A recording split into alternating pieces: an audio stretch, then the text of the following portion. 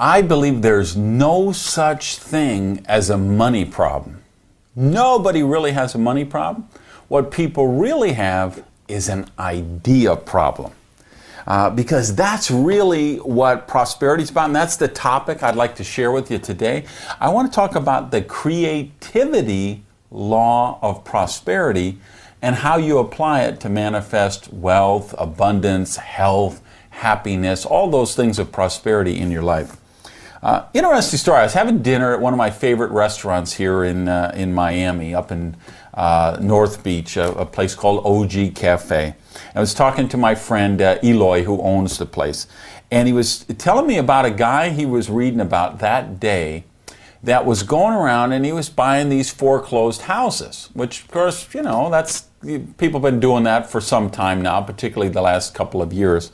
But it was a really interesting scenario because he was buying houses from banks and selling them back to the people who live there. So and then they had this in the paper. They had some examples. There was a house that was, I think the bank was owed $400,000. So they foreclosed. They were going to throw this guy and his family out on the street, the person in the house, the owner. So this investor went and bought the house from the bank for $70,000 or $80,000, because that's what they sold it for, $70,000 or $80,000, distress sell. And then he went to the owner, who was still in the house, and said, "Would you like to buy the house back from me for $120,000?" And of course, the owner jumped at the opportunity, bought it back for $120,000. They took the note on it, much lower payments. He could afford that. He made it work. And so the investor, made $50,000 was the amount on this one. And he's doing this about 2-3 times a week. That's an idea. That's using creativity to manifest prosperity. And this is the interesting thing. In any economic downturn, depression, recession, there's always people creating wealth. Because one of the things I think is important for creating prosperity is to be a contrarian. If everybody's zigging, you need to be zagging. If you're following the herd, remember, most of the herd is broke, sick, depressed. They have pretty miserable lives. People who want to manifest prosperity, you got to break away from the herd. You got to be a critical thinker. You got to be a contrarian. So this is where the power of ideas come in. And this is what the creativity law of prosperity is about. It's using ideas. I'll give you another story. Way back, this is probably almost 20 years ago, my business was really struggling. We owed a lot of money, and I had a lot of employees, so I had all these hungry mouths to feed, and every Monday I'd have a meeting with my vice president. Her name was Sherry, and Sherry would come in and we'd have the money meeting. And she'd bring in this big brown accordion file that of course comes from Office Depot or one of those places, and it said bills on it in big letters. And so we'd have this meeting every Monday. It was like the come to Jesus meeting, We'd have this meeting and she'd say, "Okay, we got this much in the bank. We owe the printer this much. We owe the CD duplication guide this much. We owe this hotel this much, the airlines this much. How much do you want to pay this? How much do you want to pay that? We got payroll coming up. That'll be this." Every Monday. It was like, the most arduous thing. So I was reading the Dynamic Laws of Prosperity book by Catherine Ponder, a great book if you haven't read it, and she kind of talked a little bit about bills and how we position them and the energy we apply to them.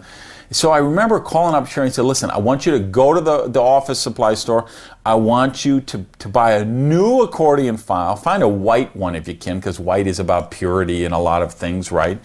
Spiritual sense, many people believe that. Get this white one and let's title it Blessings. And because I'm going to adopt this new mindset that bills are simply invoices for blessings we've already received. And I want you to work with me and adopt the same mindset. We got to reposition ourselves. We got to rethink this. We got to start sending this different kind of energy. And Sherry's a very spiritual person. She loved the idea, jumped at it. We repositioned it, blessings, and it was funny. Probably within 60 days, we had all the bills paid off and got into a positive cash flow. And stayed into a positive cash flow ever since, and I've just made more and more money every year of my life. I think it was that kind of thing about repositioning it, using the creativity law. One of the things Catherine talks about in her book is writing a letter to somebody's angel. Say you're having a real argument with someone. Maybe they're suing you or you're suing them, or legal proceedings. It's a nasty thing. She suggests you write a letter to the angel of that person. And you might say, you know, I've had some disagreements with Jimmy, and I'm just affirming that I'd like those disagreements to end. I see us coming together in agreement, and I wish only positive outcomes for Jimmy and the highest good for all concerned. You write a letter like that, right? You don't even have to give it to them. You just write it to their angel. Seal it up, keep it, put it in your Bible, your Quran, your whatever, put it on the mantle, keep it in your desk, throw it away. I don't think it matters. Now here's the fascinating thing. I was just talking about this on my blog a couple of days ago. People say, well, do you really believe that that person has an angel, and when you write that letter, it goes to the angel? Well, you know what? If I'm honest, I don't. Yet I've written many letters to people's angels. Why? Because ancient Vedic sages used to talk about the space between thoughts.